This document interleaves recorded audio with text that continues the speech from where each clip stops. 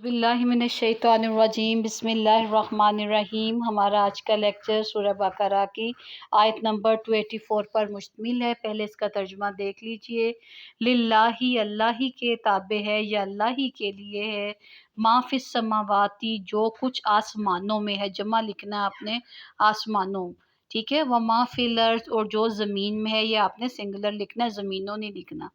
Wine तुबदू, अगर तुम जाहिर कर दो, माफ़ी अनफुसिकुम, जो तुम्हारे नफ्स के अंदर है, या जो तुम्हारे अपने दिल की बात को तुम बेशक वाज़े कर दो, औ तुख्फूहु, या उसे छुपा के रखो, युहासिबकुम बिहिल्लाहु, अल्लाह इस पर तुम्हारा मुहासबा कर लेगा।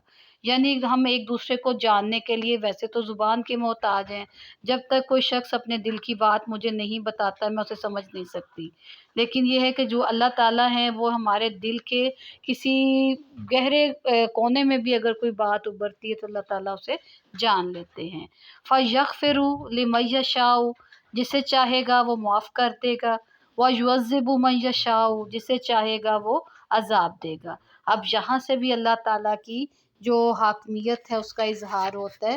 पहली तो अल्लाह ताला की हाकमियत का इज़हार ये होता है कि वो मालिक समावातो अर्ज़ है, कि आसमानों के ऊपर जो कुछ है और ज़मीन के ऊपर जो कुछ है और ज़मीन के तहों में जो कुछ है वो सारे का सारा अल्लाह ताला के ताबे है, उसकी हाकमियत के ताबे है।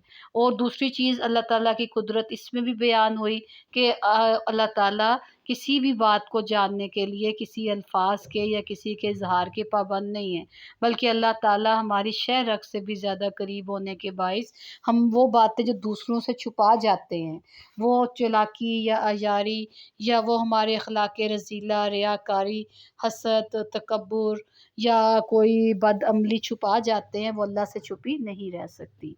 फिर अल्लाह ताला आगे बयान कर रहे हैं, इससे भी अल्लाह की कुदरत के साइड से भी इज़हार होता है कि वो जिसे चाहेगा बख्श देगा और जिसे चाहेगा अज़ाब देगा। वल्लाहु अला कुल्ले शैइन कदीर, और अल्लाह ताला हर चीज़ पर गालिब हैं या कुदरत रखने वाले हैं। अब जब ये वाली आयत अल्लाह ताला इंसान के ज़ाहिर और बातिन दोनों का मुहासबा कर सकते हैं। अब जब ये वाली आयत नाज़िल हुई तो सहाबा किराम बड़े परेशान हो गए।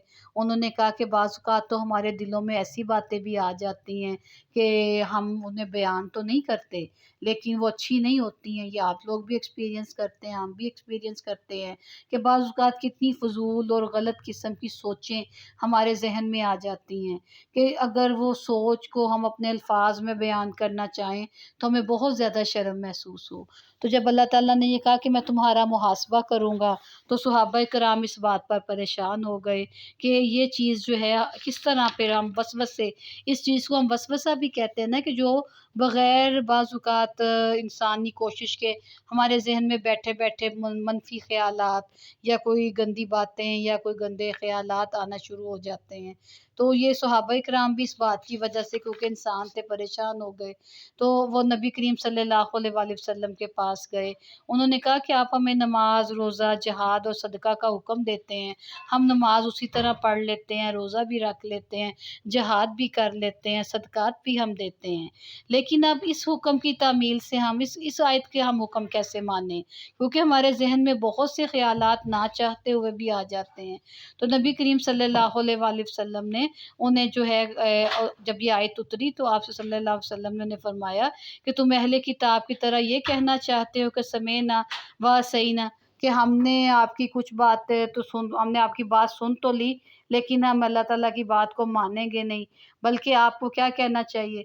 आपको कहना चाहिए था कि समेना व अताना, कि हमने सुना और हम इसकी अताअत की कोशिश करेंगे या हम इसकी अताअत करेंगे। जब सहाबा इकराम इसका इकरार कर चुके और उनकी ज़ुबान पर ये अल्फ़ाज़ जारी हुए, तो हज़ूर सल्लल्लाहु अलैहि वसल्लम पर इसकी जो अगली आयत अभी हम पढ़ेंगे और जो इसके बाद वाला लेक्चर होगा, वो वाली आयत नाज़िल हुई, जिसमें सहाबा इकराम को जो मुश्किल ये वाली पेश आई थी कि हमारी वो वाली सोचें जिन पर हमारा इख्तियार नहीं होता, गैर इरादी, ان کے حوالے سے اللہ تعالیٰ نے پھر احکام نازل کیے، تو صحابہ کرام کے دل مطمئن ہو گئے، ان کے جو شکوک تھے زائل ہو گئے، اور اس میں آگے ہم جب وہ پڑھیں گے تو پھر میں آپ کو اس کا ریفرنس بھی دے دوں گی، ٹھیک ہے؟ تو آپ لوگوں نے یہ اپنی اس میں ذہن میں رکھنا ہے کہ یہ آیت اکثر پیپر میں بھی آ جاتی ہے، کیونکہ ذرا لمبی ہے تو اتنی ہی آیت پیپر میں آ جاتی ہے۔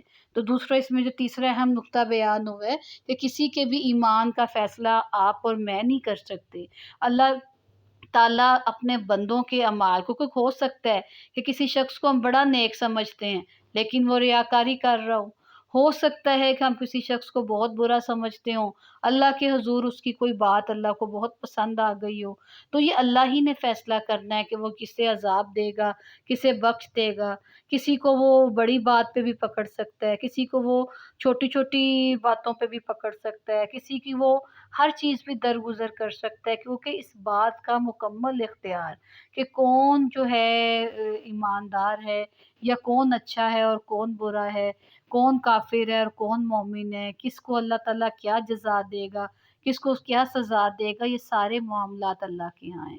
اس لیے ہمیں کسی بھی شخص کے بارے میں، آپ برائی کو تو برا کہہ سکتے ہیں لیکن کسی شخص کو آپ برا بھلا مت کہیں اور اپنے تعلقات کو خراب نہ کریں۔